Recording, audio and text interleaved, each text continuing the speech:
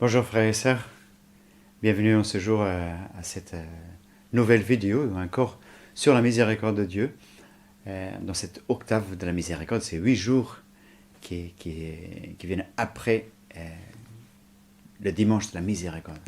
Et aujourd'hui, je voudrais vous reprendre encore avec vous une partie de l'évangile du jour et pour y méditer encore sur la miséricorde. Dans l'évangile de Saint Jean, dans le chapitre 3, le verset 36, on écoutait Jésus dire ceci. Celui qui croit au Fils a la vie éternelle.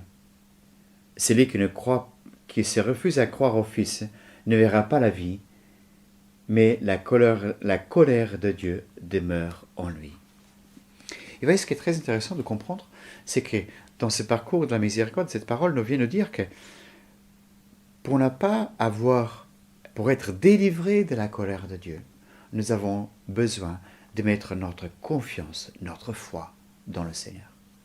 Et pour nous aider à rendre plus claire cette parole dans le rapport à la miséricorde, je voudrais vous montrer deux personnages. Non pas faire tout de suite, tout le temps le vis-à-vis, mais deux personnages qui pourraient nous éclairer à comprendre cela. Pierre et Judas, leur comportement a été similaire dans le fond. C'est-à-dire, tous les deux ont trahi Jésus. Judas l'a livré. Il a vendu.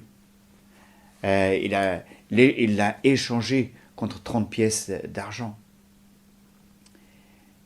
Mais Pierre, qu'est-ce qu'il a fait? Il a dit ne pas le connaître. Il dit, mais c'est comme s'il disait, mais celui-là, pour moi, il est rien, quoi. Au moins, Judas, il avait dit qu'il en valait 30 pièces d'argent. Mais Pierre, non, il veut rien, je ne connais même pas. Et tous les deux sont confrontés aux conséquences de leur péché. Judas, quand il voit ce que Jésus subit, il veut se reprendre. Il revient au temple, il veut en finir. Et les grands prêtres, ils ne veulent plus. Alors, il jette dans le temple les pièces d'argent. Pierre, lui aussi, il se rend compte. Quand il entend le coq qui chante, il se souvient de cette parole de Jésus qui disait « Avant que le coq chante, tu m'auras nié 3 fois. » On pourrait se demander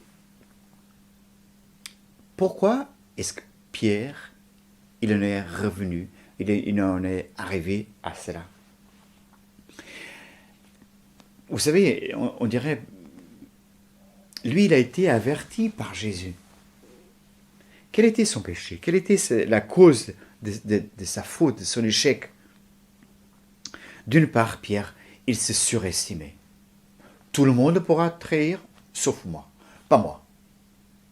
Tous, sauf moi. Il croyait trop en ses capacités, en sa force. Après, il a une autre raison. C'est la deuxième. C'est que Pierre, il avait peur de la désapprobation des autres. Il avait peur que les autres ne l'aiment pas. Il avait peur de souffrir.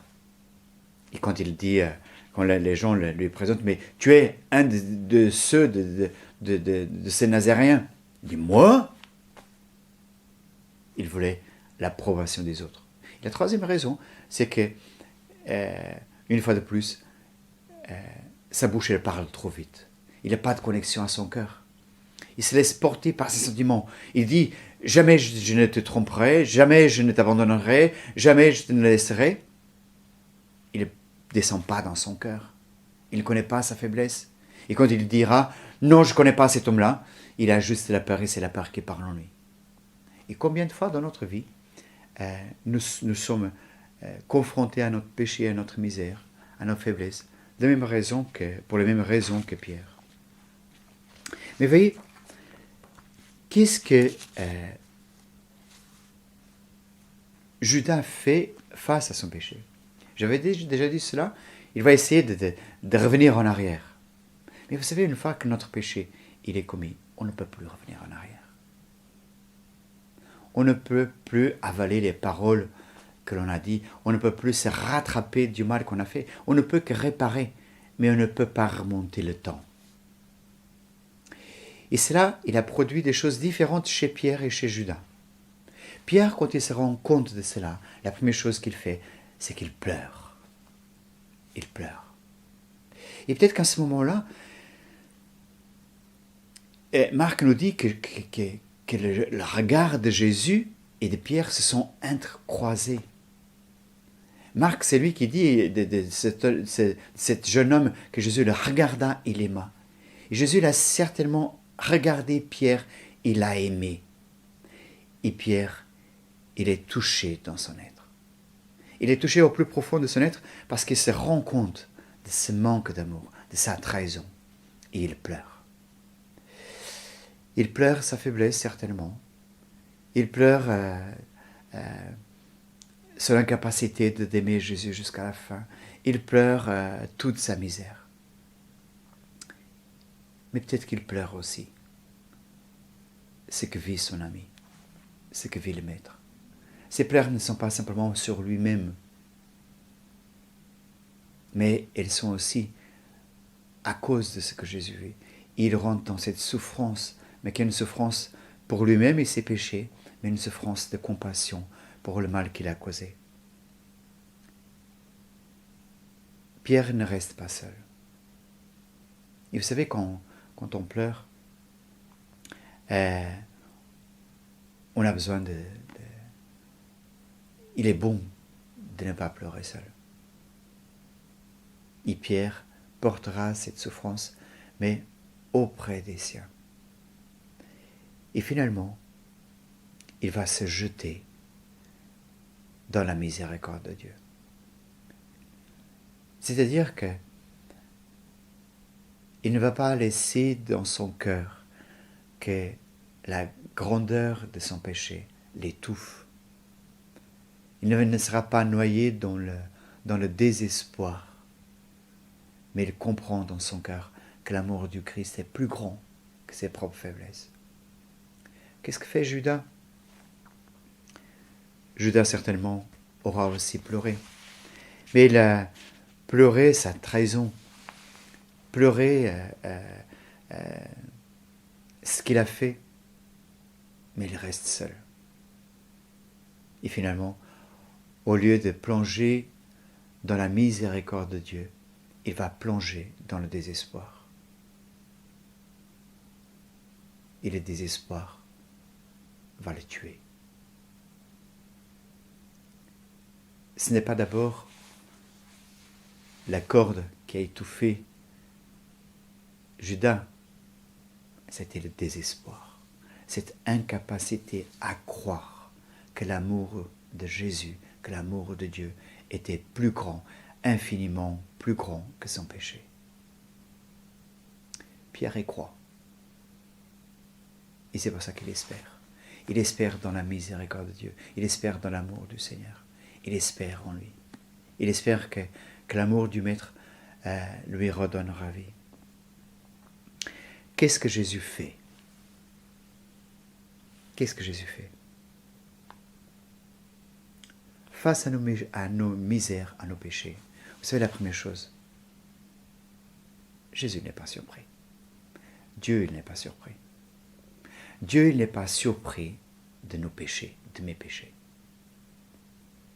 Il connaît tous mes péchés du passé. Il connaît déjà tous les péchés que je commettrai dans le futur. Il n'est pas dans le temps. En même temps, il sait de quelle nature je suis fait. Il sait que parce que j'ai été blessé, affaibli par le péché, mais j'y retomberai. Il n'est pas surpris. Mais il ne reste pas là. C'est pas simplement comme une malédiction, bon, ils sont pécheurs, tant pis pour eux. Non. Jésus prie. Jésus avait dit à Pierre, je prie pour toi, pour qu'une fois réconforté, restauré, tu puisses confirmer, tu puisses soutenir tes frères. Satan m'a demandé de te livrer et j'ai prié pour toi, disait Jésus à Pierre. Jésus prie pour nous. Pourquoi? Parce qu'il croit en nous. Jésus ne voit pas simplement ce que nous sommes capables de faire par le péché, mais ce que nous sommes capables de faire par sa grâce, par l'action de sa grâce en nous. Il voit en nous cette capacité de nous laisser transformer par cet amour miséricordieux. Et alors, c'est pour cela qu'il nous montre sa miséricorde, pour nous attirer à lui. Et plus encore, écoutez-moi bien, Dieu se servira de nos fautes pour répandre sa miséricorde. Je voudrais juste vous partager quelque chose qui m'a beaucoup frappé un jour. J'étais séminariste. Il y avait quelque chose qui me faisait très très mal. J'avais une souffrance profonde. Et un jour, on était dans une retraite avec les séminaristes d'Emmanuel. Et j'avais l'impression qu'on avait pris mon cœur par les deux bouts et on l'avait déchiré. Il avait une grosse brisure, comme quelque chose qui profondément déchiré en moi. Et c'était après la communion et je priais et je disais, Seigneur, mais voilà mon cœur. Il a une parole de connaissance d'un confrère qui disait, voilà, dans l'assemblée, il y a quelqu'un qui a l'impression que son cœur a été déchiré. Et le Seigneur lui dit, écoute, c'est par cette déchirure c'était en rapport avec mon péché, c'est par cette déchirure que Dieu fait entrer sa grâce et déborder sa miséricorde. Le Seigneur, il veut faire de même avec toi. Alors je voudrais t'inviter en ce jour, après juste un instant. Seigneur, combien de fois je t'ai trahi comme Judas, je t'ai nié comme Pierre. Seigneur, en ce jour, je veux chercher ton regard. Je ne veux pas regarder mon péché, je veux te regarder toi. Je veux pleurer mon infidélité. Je veux pleurer mon manque d'amour envers toi. Et je veux me laisser inonder par ta miséricorde. Seigneur, je veux plonger dans cet océan immense de ta miséricorde pour que ma vie soit complètement transformée par toi. Et Seigneur, je te dis, tu peux te servir de mes faiblesses, de mes péchés, pour ta plus grande gloire. Amen.